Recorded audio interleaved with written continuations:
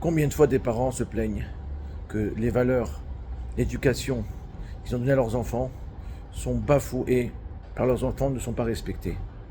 Alors, est-ce que on doit continuer à inculquer ces valeurs, être patient, accepter la réalité, ou bien de se dire, bon, j'ai fait ce que j'ai fait, il ne veut pas changer, il n'y a rien à faire, eh ben, je dois accepter cette réalité malgré les déceptions. Et vient le message de Yitzhak Avinu, qui, malgré que son fils Esav était un rachat, un mauvais enfant, et qu'il ne suivait pas le chemin de son père, malgré tout, il a accepté comme il est. Il a accepté toutes ces femmes qui fumaient et qui faisaient de l'encens pour l'idolâtrie, et ça l'a amené à être aveugle. Et malgré tout, en plus de ça, la bénédiction extraordinaire de Veitan Lecha, il a voulu l'octroyer à Esav et non pas à Yaakov, qui était dans son chemin, qui était dans Torah Mitzvot. Pourquoi ?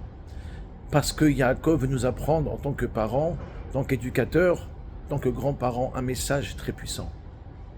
Même si concrètement, tu ne vois pas de fruits, tu ne vois pas de résultats tout de suite sur ton enfant, tu ne dois pas désespérer. Parce que peut-être ça ne va pas marcher sur ton enfant tout de suite, mais plus tard, ou bien sur ton petit-fils, sur ses descendants, ça va agir. Il n'y a aucun investissement qui ne porte pas de fruits, qui est sans résultat. Esav veut rester rachat. Son petit-fils, Eliphaz, petit-fils de Yaakov, s'est abstenu de le tuer et s'est contenté seulement de lui prendre tout ce qu'il possédait. Mais en plus de ça, on voit que tous les plus grands sages plus tard, comme Rabbi Akiva et de grands sages de la Torah orale, viennent de Esav. C'est-à-dire que l'investissement qu'a donné Yitzhak pour son fils, ça n'a pas apporté des fruits tout de suite, mais malgré tout, à long terme, il y aura un résultat. Même si on n'a pas de résultat tout de suite, chers parents, on doit être patient et comprendre que chaque investissement et chaque effort de notre part portera un jour ses fruits.